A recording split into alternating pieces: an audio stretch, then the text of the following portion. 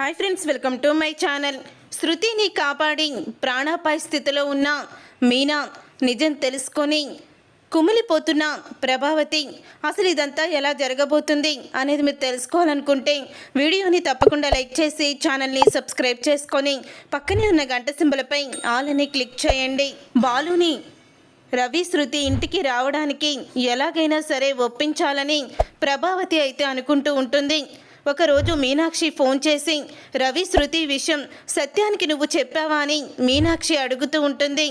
లేదు దినా, నేనేమీ చెప్పలేదు.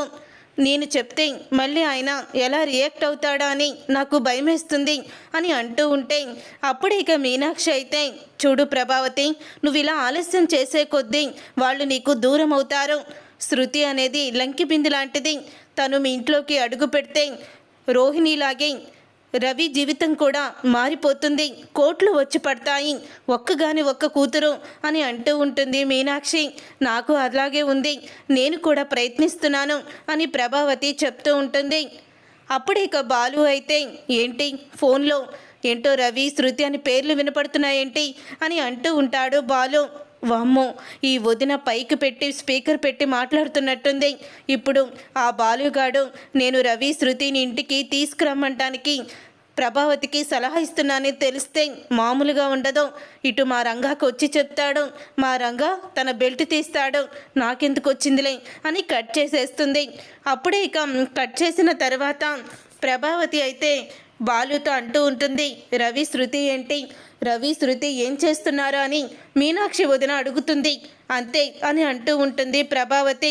అంతే కదా, వాళ్ళని ఇంటికి తీసుకొచ్చే ప్రయత్నం చేశావంటే వాడిని గుమ్మం బయట నుంచే వెనక్కి పంపేస్తాను తప్ప లోపలికి కూడా అడుగు పెట్టనివ్వను అని అంటూ ఉంటాడు బాలు. అయినా ప్రేమించిన అమ్మాయిని పెళ్లి చేసుకున్నాడు, తప్పేముందిరా అని అంటూ ఉంటుంది ప్రభావతి. ప్రేమించినందుకు కాదు మాకు కోపం, ఆ సురేంద్ర కూతుర్ని ప్రేమించాడనే మాకు కోపం. మా మాట వినకుండా దొంగతనంగా పెళ్లి చేసుకోవడమే మాకు ఇష్టం లేదు అని అంటూ ఉంటాడు బాలు. అప్పుడే మరి నీ భార్య కదా ఆ పెళ్లి చేసింది అని అంటూ ఉంటుంది ప్రభావతి అయితే. అప్పుడే ఇక సత్యం ఆ మాటలు వింటాడు. ప్రభా, ఏం మాట్లాడుతున్నావు నువ్వు, జరిగిపోయిన దాన్ని మళ్ళీ ఎందుకు గుర్తు చేస్తున్నావు? ఇప్పుడే కొంచెం వాళ్ళిద్దరూ బాగుంటున్నారు, వాళ్ళిద్దరి మధ్య మళ్ళీ గొడవ పెట్టాలని చూస్తున్నావా అని సత్యం అడుగుతూ ఉంటాడు. అప్పుడే ప్రభావతి అయితే, నేనెందుకు గొడవ పెట్టాలని చూస్తానండి, నేనేమి గొడవ పెట్టాలని చూడడం లేదు, కావాలని వాడే నా దగ్గరికి వచ్చి గొడవ పడుతున్నాడు అని ప్రభావతి చెప్తూ ఉంటుంది. నాన్న, మీ ఆవిడ మాటలు విని ఆ రవి గారిని ఇంటికి తీసుకురావాలని చూస్తే మాత్రం ఎప్పుడు నీ మాట విని నీ కొడుకు బాలు ఈసారి మాత్రం రవిగాడి విషయంలో అస్సలు కూడా మాట వినడు అని అంటూ ఉంటే అప్పుడే ప్రభావతి అయితే, వామ్మో, వీడిని ఈయన కూడా ఒప్పించలేరు, ముందే ఇలా చెప్పేశాడంటే ఖచ్చితంగా ఒప్పుకోడు, ఏం చేయాలి ఇప్పుడు అని ప్రభావతి ఆలోచిస్తూ ఉంటుంది. తర్వాత ఇక సురేంద్ర తన కూతురు గురించి ఆలోచిస్తూ ఉంటాడు. అప్పుడే శోభ అయితే వాళ్ళ పెళ్ళయి అప్పుడే 2 నెలలు అయిపోతుంది. ఇన్ని రోజులు అమ్మాయిని వదిలి చూడకుండా మనం ఉండలేదు కదండి, ఒక్కసారి శృతి దగ్గరికి వెళ్ళొస్తాను అని శోభ అయితే అంటూ ఉంటుంది. మన పరువు తీసి మనల్ని కాదని వాడితో వెళ్ళిపోయింది అది, అలాంటి దానికోసం నువ్వు వెళ్తావా? ఇన్ని ఏళ్ళు మనం కని పెంచినందుకు మనల్ని చూడ్డానికి ఒక్కసారైనా వచ్చిందా, మనకి ఒక్కసారైనా ఫోన్ చేసిందా అది అని అంటూ ఉంటే ఈలోగా సురేంద్ర ఫోను మోగుతూ ఉంటుంది.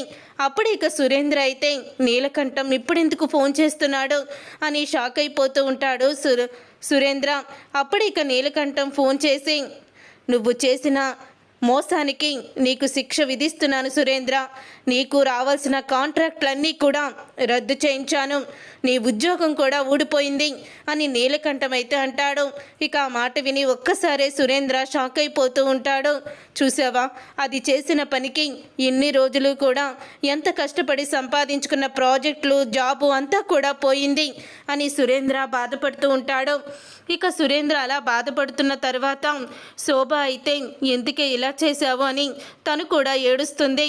ఇంతలో ఇక సంజయ్ అయితే ఎలాగైనా సరే శృతిని చంపాలని తనైతే ప్లాన్ చేస్తాడు. ఒకరోజు శృతి అయితే తను డబ్బింగ్ చెప్పడానికి థియేటర్కి వెళ్తూ ఉంటుంది. అప్పుడు ఇక డబ్బింగ్ చెప్పడానికి వెళ్తున్న శృతిని అయితే ఫాలో అవుతూ ఉంటాడు సంజయ్. ఈలోగా మీనా అయితే వస్తూ ఉంటుంది. అప్పుడే ఇక మీనాని చూసి శృతి అయితే అక్క ఎలా ఉన్నావక్క అని అడుగుతూ ఉంటుంది. అప్పుడే అటుగా వెళ్తూ ఉంటాడు బాలు. అయితే ఈ పూలగంప ఆ శృతితో మాట్లాడుతుందా, ఇప్పుడే ఇక్కడే రోడ్డు మీదే వీళ్ళకి తగిన శాస్తి చెయ్యాలి అని బాలు కూడా వస్తూ ఉంటాడు. అక్క మేం చేసిన తప్పుకి నువ్వు శిక్ష అనుభవిస్తున్నావు. ఆ రోజు రవి నీకు అబద్ధం చెప్పి గుడికి తీసుకువచ్చాడు, కానీ తీరా అక్కడికి వచ్చేసరికి మేము పెళ్లి చేసుకొని నువ్వు తప్పు చేసిన దానిలాగా అందరి దృష్టిలో చిత్రీకరించేలాగా చేశాము. మేము చాలా పెద్ద తప్పు చేశామక్క. కానీ రవి మాత్రం మీ కుటుంబాన్ని తలుచుకుంటూనే ఉంటాడు. నా వల్ల వదిన అన్నయ్య దగ్గర ఎన్నో మాటలు పడిందని బాధపడుతూనే ఉంటాడు అని అంటూ ఉంటుంది శృతి. ఆ రోజు నీతో లవ్ మ్యాటరు క్లోజ్ చేద్దామని చెప్పి రవి నన్ను మాట్లాడమని అక్కడికి తీసుకువచ్చాడు. నన్ను బయటే ఉంచి తను లోపలికి వెళ్ళి నీ మెడలో తాళి కట్టాడు. తీరా నా భర్త ఫోన్ చేసి నీ భర్తకి ఫోన్ ఇమ్మనేసరికి లోపలికి వచ్చేసరికి నీ మెడలో తాళి కట్టాడు. అదేంటయ్యా నన్నెందుకు ఇలాగా మధ్యలో ఇరికించావు, నన్నెందుకు ఇలాగా బాధ్యతురాల్ని చేశావు అని నిలదీశాను. పంతులు గారు బలవంతంగా మీరు సంతకం పెట్టకపోతే బంధం విడిపోతుందని, నా వల్ల ఒక భార్యాభర్తల బంధం విడిపోకూడదని సంతకం పెట్టాను. ఆ సంతకమే నా పాలిట శాపంలా మారింది. నా భర్త ముందు నన్ను దోషిలాగా నిలబెట్టింది అని అంటూ చాలా బాధపడుతూ ఉంటుంది మీనా. అయితే ఇంతలో ఇక సంజయ్ అయితే రివాల్వర్తో షూట్ చేయబోతూ ఉంటాడు శృతిని. ఇక రివాల్వర్తో శృతిని షూట్ చేయబోతూ ఉండగా అప్పుడు ఇక బాలు అయితే శృతి అని అంటాడు. ఇక బాలు మాట విని అప్పుడు శృతి వంక చూసి ఇక ఆ బుల్లెట్కి అడ్డంగా నిలబడుతుంది మీనా. బుల్లెట్కి అడ్డంగా నిలబడడంతో ఆ బుల్లెట్ కాస్త మీనా గుండెల్లోకి దూసుకుపోతుంది. దాంతో అక్కడికక్కడే మీనా కుప్పకూలిపోతుంది. రే అంటూ సంజయ్ దగ్గరికి పరిగెత్తుకుంటూ వెళ్తూ ఉంటాడు బాలు. అప్పుడే ఇక బాలు వెళ్తుల్లోకి సంజయ్ పారిపోతాడు. అప్పుడే ఇక రవి బాలు గారు రండి అక్క అని అంటూ ఉంటే బాలు కారులోనే మీనాని అయితే హాస్పిటల్కి తీసుకువెళ్తారు.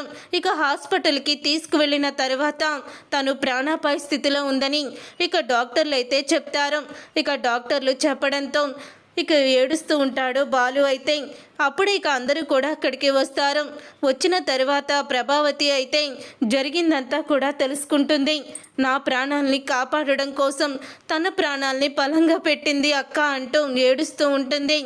ఆ రోజు తనకి ఈ పెళ్ళికి ఎటువంటి సంబంధం లేదు నాన్న, మనమే తనని అపార్థం చేసుకున్నాము. సాక్షి సంతకం చూసి తనకి అంతా తెలిసే తీసుకెళ్ళింది అనుకున్నాము, కానీ తనకి ఏమీ కూడా తెలీదు. రవి దాన్ని మోసం చేసి అబద్ధాలు చెప్పి తీసుకువెళ్ళాడు అని అంటూ ఉంటాడు. అయితే ఈరోజు గనక అక్క లేకపోతే నా ప్రాణాలు పోయాయి అని ఏడుస్తూ ఉంటుంది. అప్పుడే ప్రభావతి మీనా మంచితనాన్ని తెలుసుకుంటుంది. మీనా విషయంలో తప్పులు చేశానని బాధపడుతూ ఉంటుంది. చూసారుగా ఫ్రెండ్స్, రాబోయే కథలో ఖచ్చితంగా ఇలాగే జరగబోతుంది. మరి ఇలాగే జరగాలని మీరైతే కోరుకుంటున్నారా? అయితే వీడియోని తప్పకుండా లైక్ చేసి